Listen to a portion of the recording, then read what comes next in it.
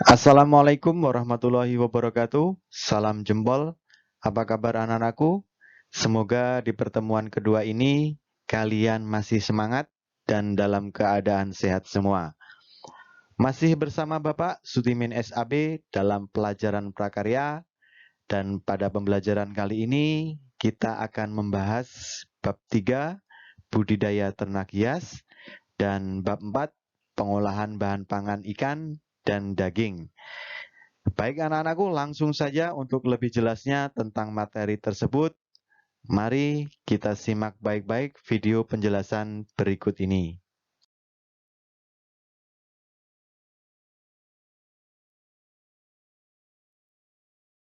Bab 3. Budidaya ternak hias. Ternak hias merupakan jenis hewan yang dibudidayakan karena keunikan yang dimilikinya. Setiap jenis ternak hias memerlukan penanganan yang berbeda-beda. Berikut contoh ternak hias yang ada di Indonesia, antara lain kelinci, hamster, burung merpati, dan burung kicauan. Dalam melakukan usaha budidaya ternak hias, dibutuhkan sarana yang tepat, sehingga dapat diperoleh hasil optimal.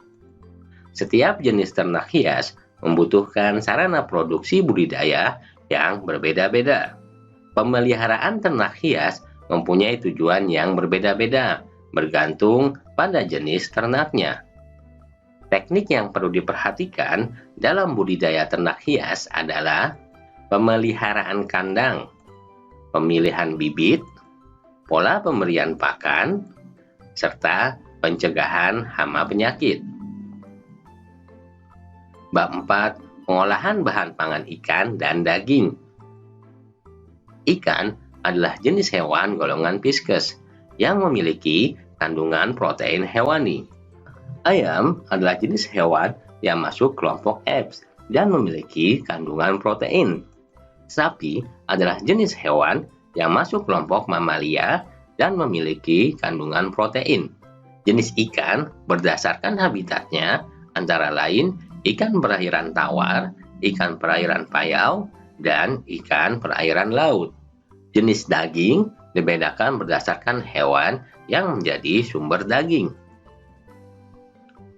Jenis daging hanya yang berasal dari jenis hewan besar dan warnanya merah sebelum dimasak. Teknik pengolahan pangan yaitu merebus, mengukus, menggoreng, memanggang, menggiling, dan mengeringkan. Tahap pengolahan pangan yaitu perencanaan, pelaksanaan, penyajian atau pengemasan, dan evaluasi.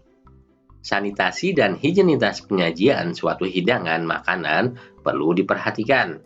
Penyajian makanan yang tidak higienis dapat mengurangi selera makan seseorang dan dapat juga menjadi penyebab kontaminasi berbagai macam bakteri dan kuman. Desain kemasan yang menarik juga dapat menjadi daya tarik tersendiri bagi konsumen dalam memutuskan untuk membeli suatu produk olahan pangan. Olahan pangan setengah jadi adalah mengolah bahan baku pangan dengan proses pengawetan. Pengawetan yang dilakukan pada ikan dan daging dengan cara pembekuan dan pengalengan. Keuntungan bahan pangan yang diolah menjadi bahan pangan setengah jadi yaitu sebagai berikut. Pertama, menjadi bahan baku yang fleksibel untuk industri pengolahan lanjutan. Kedua, dapat diperjualbelikan antar daerah dan sebagai komoditas ekspor. Ketiga, aman dalam distribusi dari satu tempat ke tempat lainnya. Keempat, dapat dikemas lebih ringkas. Kelima, menghemat ruangan dalam penyimpanan. Keenam, mengurangi biaya dalam penyimpanan.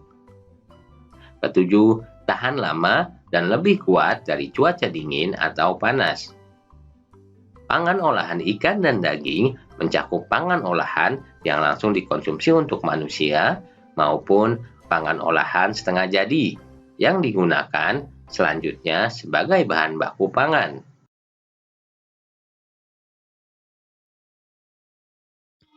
Nah, bagaimana anak-anakku? Sudah jelas? Jika belum jelas, kalian bisa memutar kembali video sebelumnya dan jawablah pertanyaan-pertanyaan berikut ini di kertas lembaran. Baik anak-anakku, mungkin ini yang bisa Bapak sampaikan pada pertemuan kali ini. Jangan lupa persiapkan jawabanmu untuk dikumpul ke sekolah sesuai dengan jadwal yang telah ditetapkan. Terima kasih. Salam jempol, tetap semangat. Assalamualaikum warahmatullahi wabarakatuh.